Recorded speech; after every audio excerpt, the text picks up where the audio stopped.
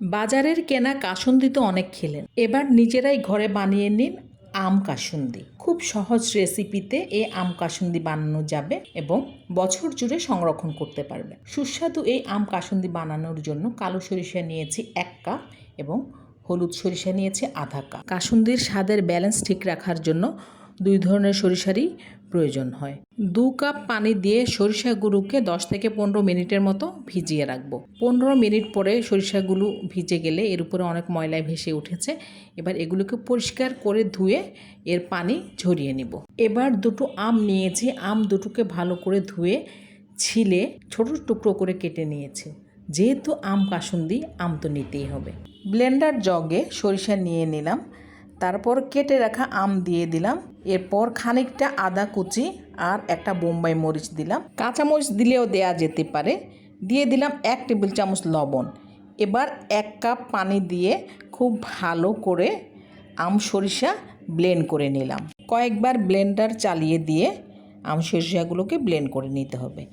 একটা হাঁড়ি বসিয়েছি, দিয়ে দিচ্ছি 2 কাপ পানি, তারপর দিয়ে দিচ্ছি আধা চা চামচ হলুদের গুঁড়ো, 1 চা চামচ মরিচের গুঁড়ো, পৌনে 1 কাপ চিনি দিয়ে চুলাটা জ্বালিয়ে দিচ্ছি। তারপর মিডিয়াম আঁচে ভালো করে নেড়ে চেড়ে চিনিগুলোকে গলিয়ে নিচ্ছি। চিনি গলে পানি ফুটে উঠেছে, সবগুলো সরিষা বাটা এখানে দিয়ে দিচ্ছি। এবার নেড়ে নেড়ে পানির সাথে বাটা সরিষাকে মিশিয়ে নিতে হবে। মোটামুটি ফুটে গেলে অর্থাৎ বলক চলে আসলে এখানে দিয়ে দিচ্ছি 1 কাপ সাদা সিরকা। এই সিরকাটা প্রিজারভেটিভের কাজ করবে, অর্থাৎ এর জন্য আম কাসুন্দিটা ভালো থাকবে। সিরকাটা ভালো করে মিশে গেলে দিয়ে দিচ্ছি পৌনে 1 কাপ সরিষার তেল, এটা দিতেই হবে। এবার এই তেলটাকেও ভালো করে নেড়ে নেড়ে আম কাসুন্দির সাথে মিশিয়ে নিতে হবে, অর্থাৎ খুব ভালোভাবে মিশিয়ে ফেলতে হবে। তেলটা দেওয়ার কারণে কাসুন্দির সুন্দর একটা কালার চলে আসছে। খেয়াল রাখতে হবে যাতে করে তলা দিয়ে ধরে না যায়, এই জন্য অনবরত নাড়তে হবে। তলা দিয়ে ধরে গেলে এর টেস্ট কিন্তু একদম চেঞ্জ হয়ে যাবে।